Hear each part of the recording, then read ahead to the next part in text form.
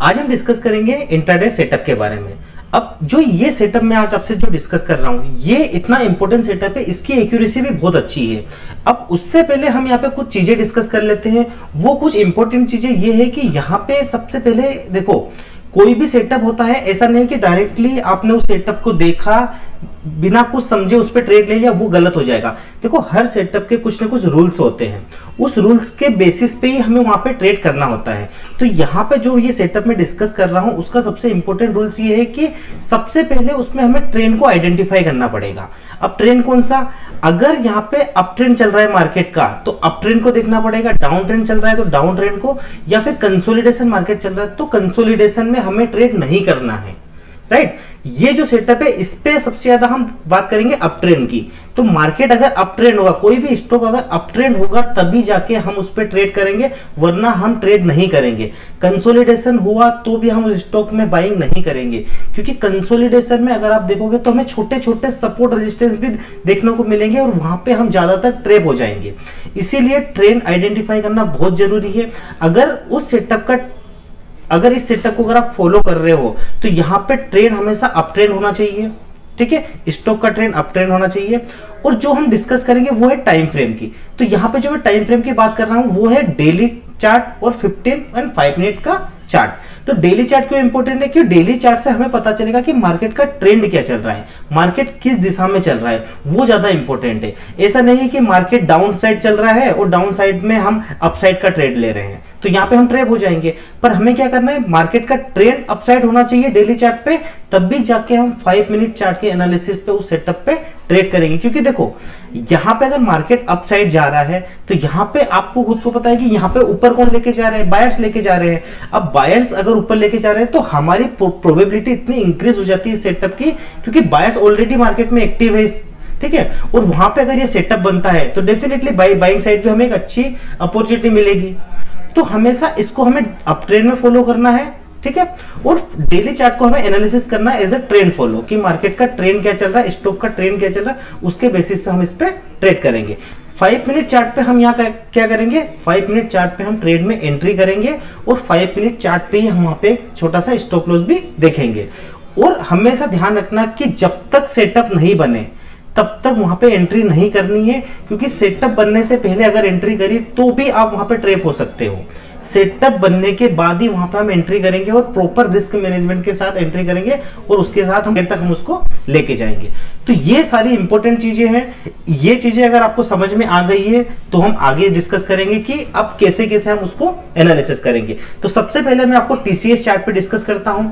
अभी अगर आप देख रहे हो यहाँ पे, तो यहाँ पे मैं टीसीएस चार्ट आपके सामने ओपन हो गया। तो यहाँ पे अगर आप देख रहे हो तो यहाँ पे क्लियर कट हमें क्या दिख रहा था, एक कंसोलिडेशन एरिया दिख रहा था। अगर यहाँ पे अगर आप देखो तो ये क्या चल रहा था, पूरा कंसोलिडेशन एरिया चल रहा था। अब इस एरिया में अगर आप छोटे छोटे अगर देखोगे तो हर जगह छोटे छोटे सपोर्ट रेजिस्टेंस देखने को मिलेंगे, और यहाँ पे हम क्या हो सकते हैं, यहाँ पे हम हो सकते हैं ट्रैप। तो ऐसे में हमें बिल्कुल भी ट्रेड नहीं करना चाहिए। अब यहाँ पे एक चीज आपको क्लियर कट दिख रही होगी कि मार्केट क्या चल रहा था, रेंज में चल रहा था काफी टाइम से।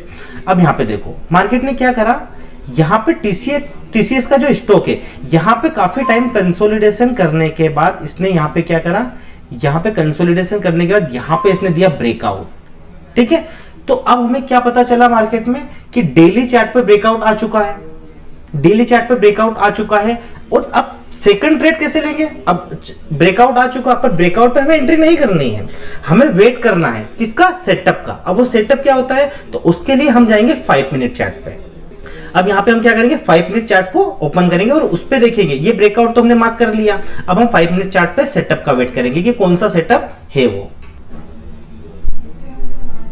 अब दोस्तों देखो, ये जो कंसोलिडेशन एरिया हो रहा था ना, कंसोलिडेशन एरिया के बाद जो यहाँ पे इसने ब्रेकआउट दिया था, ये जो यहाँ पे ब्रेकआउट दिया था, ये सबसे इंपॉर्टेंट था। मैंने क्या कहा था आपसे कि ब्रेकआउट पे हमें ट्रेड नहीं लेना है, हमें क्या करना है, हमारे सेटअप का वेट करना है।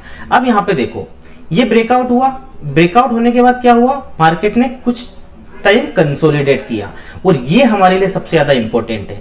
अब यहाँ पे क्या हुआ, ब्रेकआउट होने के बाद मार्केट ने यहाँ पे क्या करा, यहाँ पे मार्केट कंसोलिडेशन हुआ मार्केट में, और इस कंसोलिडेशन के बाद जो मार्केट ने ब्रेक करा है, और इस ब्रेक पे हमारी होगी एंट्री।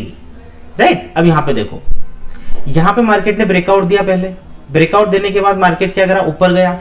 यहां पे ब्रेकआउट के बाद एंट्री नहीं करनी, जो मार्केट ने यहाँ पे कंसोलिडेशन करा, कंसोलिडेशन करने के बाद जब यहाँ पे ये हो जाएगी आपकी एंट्री, जैसे ब्रेक करा और एंट्री के बाद आप देखिए कितना अच्छा रिजल्ट देखने को मिला। अब आप बात करोगे सर स्टॉप लॉस क्या रखे इसमें, तो स्टॉप लॉस की बात करें तो जो आपकी ब्रेकआउट कैंडल है, जो आपकी ब्रेकआउट कैंडल है उस कैंडल के नीचे का हम स्टॉप लॉस रखेंगे। तो ये जो कैंडल है ना, ये जहां पे ब्रेकआउट दिया था इसके जस्ट नीचे हम यहाँ पे क्या रखेंगे, अपना स्टॉप लॉस। तो ये आपका हो गया स्टॉप लॉस। और इसका ये जो बॉक्स है, इस बॉक्स का आप यहाँ पे लेके चल सकते हो। ये बॉक्स जितने पॉइंट का उतना आप यहाँ पे क्या कर सकते हो, टारगेट लेके जा सकते हो और उससे अबोव का टारगेट लेके जा सकते हो। जैसे 25 पॉइंट का है ये, 25 पॉइंट्स का, तो 25 पॉइंट्स का आप यहाँ पे मार्क करके देखिए। तो यहाँ पे समथिंग, यहाँ पे आपको ये 1 ये आपको टारगेट यहाँ पे मिल चुका। उसके बाद अपन ट्रेलिंग स्टॉप लॉस आप यूज कर सकते हो, उसके बाद अपने टारगेट को आप बढ़ा सकते हो। तो सबसे इंपॉर्टेंट चीज क्या समझी हमने 5 मिनट चार्ट पे, पहले डेली चार्ट को एनालिसिस करा। डेली चार्ट पे हमने क्या करा, ब्रेकआउट का वेट करा, ब्रेकआउट मिला, ब्रेकआउट पे हमें एंट्री नहीं करनी क्योंकि ब्रेकआउट पे एंट्री करने में हम ट्रैप हो जाएंगे, राइट। तो कभी भी ब्रेकआउट पे एंट्री ना करें, ब्रेकआउट के बाद कुछ टाइम मार्केट को समझने दीजिए। यहां पे क्या हो जाता है कि ये साइकोलॉजी वाला पार्ट है। अभी जो मार्केट ब्रेकआउट दिया, ब्रेकआउट के बाद बायर्स ऊपर लेके गए, इसको ऊपर लेके गए, पर हमें नहीं पता कि बायर्स इसको ऊपर और लेके जाएंगे कि नहीं जाएंगे। तो देखो यहां पे मार्केट ने कंसोलिडेशन किया। अभी कंसोलिडेशन होने के बाद जब ये ब्रेकआउट देता है ना, वहां पे हमें एक्चुअल पता चलता है कि हाँ अब बायर यहां पे क्या कर सकते हैं, अब यहां पे बायर इंटरेस्टेड है स्टॉक को ऊपर ले जाने के लिए। तो हमेशा ब्रेकआउट के बाद जब मार्केट कंसोलिडेट होता है उसके बाद ही हमें एंट्री करनी है। अब हम दूसरे स्टॉक की बात करते हैं। अब जो दूसरा स्टॉक है वो है इंडियन रिन्यूएबल एनर्जी, ठीक है। अब इस स्टॉक में अगर आप देखोगे तो यहाँ पे आपको ये दिख रहा होगा कि मार्केट ने यहाँ पे क्या करा था, कुछ टाइम यहाँ पे कंसोलिडेट करा था, राइट। यहाँ पे मार्केट ने क्या करा था, कुछ टाइम मार्केट ने 3 दिन यहाँ पे मार्केट कंसोलिडेट हुआ था। अब कंसोलिडेशन के बाद क्या हुआ, कंसोलिडेशन के बाद मार्केट ने यहाँ पे ब्रेकआउट दिया। मैंने क्या कहा था, ब्रेकआउट पे हमें एंट्री नहीं लेनी है, ब्रेकआउट के बाद हमें 5 मिनट चार्ट पे देखना है कि वहां पे ब्रेकआउट के बाद कंसोलिडेशन हो रहा है कि नहीं हो रहा है। अगर वहां पे कंसोलिडेशन होता है तब जाके हम एंट्री करेंगे। तो इसको हम 5 मिनट चार्ट पे देखते हैं।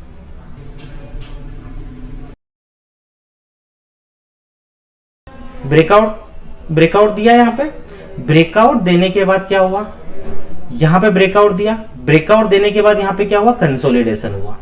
ये बहुत इंपॉर्टेंट है, ये बहुत इंपॉर्टेंट है, ये कंसोलिडेशन पार्ट। अब देखो यहां पे कंसोलिडेशन किया, कंसोलिडेशन के बाद मैंने क्या कहा था कि जो ब्रेकआउट कैंडल है, ये कैंडल यहां पे ब्रेकआउट दिया, यहां पे होगी आपकी एंट्री और ये हो जाएगा आपका स्टॉप लॉस। देखो उसके बाद इसका जो डिफरेंस है उतना आपका टारगेट रहेगा पहला, उसके बाद आप ट्रेलिंग स्टॉप लॉस यूज कर सकते हो। इसीलिए मैंने आपको पहले क्या बताया था कि ट्रेंड बहुत इंपॉर्टेंट है। अब यही चीज अगर मैं डाउन ट्रेंड साइड करता तो क्या मुझे इतना रिजल्ट देखने को मिलता, क्यों नहीं मिलता, क्योंकि देखो मार्केट का जब डेली चार्ट पे ट्रेंड अगर पॉजिटिव है तो 5 मिनट चार्ट पे हमें थोड़ा बहुत तो मूवमेंट देखने को मिल ही जाता है। तो हमें वही मूवमेंट कैप्चर करना है, राइट। बस इसमें आपको थोड़ा सा इंतजार ये करना पड़ेगा कि यहाँ पे अपने सेटअप का वेट करना पड़ेगा कि सेटअप कैसे बनेंगे, ये ज्यादा इंपॉर्टेंट है, ठीक है। एक और स्टॉक की बात करते हैं, यहाँ पे एक और स्टॉक अपन देखते हैं। अब यहाँ पे देखो ये जो एक और स्टॉक है ये है IRFC का, इंडियन रेलवे फाइनेंस कॉर्पोरेशन। अब ये स्टॉक है, यहाँ पे देखिए आप क्लियर कट, यहाँ पे क्या पता चल रहा है, यहाँ पे मार्केट ने क्या करा था, बहुत टाइम तक यहाँ पे कंसोलिडेशन एरिया में था मार्केट, राइट। यहाँ पे क्लियर कट हमें क्या दिख रहा है, कंसोलिडेशन एरिया दिख रहा है। कंसोलिडेशन एरिया दिखने के बाद यहाँ पे क्या हुआ, मार्केट ने क्या करा, यहाँ पे बहुत टाइम बिताया, यहाँ पे टाइम बिताने के बाद क्या करा, मार्केट ने ब्रेकआउट दिया। और मैंने फर्स्ट क्या चीज है कि ब्रेकआउट पे एंट्री नहीं करेंगे। ब्रेकआउट के बाद अगर मार्केट 5 मिनट चार्ट पे कंसोलिडेट होता है और कंसोलिडेशन होने के बाद अगर ब्रेकआउट देता है तो वहां पे हम एंट्री करेंगे और वहां पे हम अपना टारगेट फिक्स करेंगे, राइट। तो यहाँ पे क्या करा इसने, यहाँ पे ब्रेकआउट दे दिया। ब्रेकआउट देने के बाद हम इसको 5 मिनट चार्ट पे जाते हैं। यहाँ पे देखिए आपको 5 मिनट चार्ट पे आपको क्लियर कट चीजें पता चलेगी, ठीक है। यहाँ पे देखो ये 5 मिनट चार्ट ओपन करा मैंने। 5 मिनट चार्ट पे क्या हुआ, देखो यहाँ पे ब्रेकआउट दिया था इसने, ये ब्रेकआउट देने के बाद क्या हुआ, देखो यहाँ पे ब्रेकआउट दिया। ब्रेकआउट में मैंने कहा था ना ट्रेप हो जाते हैं कई बार, ठीक है। तो यहाँ पे हमें ट्रेप नहीं करना है। उसके बाद देखो उसके बाद क्या हुआ, ये कंसोलिडेशन हुआ यहाँ पे, ठीक है। ये प्रॉपर कंसोलिडेशन हुआ, राइट। पहली चीज क्या बताई थी मैंने कंसोलिडेशन के बाद, ये कंसोलिडेशन बहुत इंपॉर्टेंट है। कंसोलिडेशन होने के बाद इस कैंडल ने यहां पे हमें ब्रेकआउट दिया, ये कैंडल ने ब्रेकआउट दिया। हमारा स्टॉप लॉस क्या था, इस कैंडल का लो, ये हमारा स्टॉप लॉस था, ठीक है। ये यहां पे क्या था, ये स्टॉप लॉस था।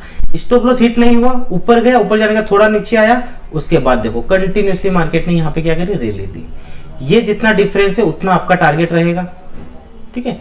तो सबसे इंपॉर्टेंट चीज यही थी कि मार्केट में पहले तो आप ब्रेकआउट का वेट करिए डेली चार्ट पे। सबसे इंपॉर्टेंट चीज डेली चार्ट पे आपको क्या करना है, ब्रेकआउट का वेट करना है। दूसरी इंपॉर्टेंट चीज, अगले बार जब वो बने तो 5 मिनट चार्ट पे हमें ब्रेकआउट देना चाहिए। 5 मिनट चार्ट पे अगर ब्रेकआउट देगा तो वहां पे हमें ट्रेड लेना है, और वहां पे जो ब्रेकआउट देगा उस कैंडल का हमें स्टॉप लॉस रखना है।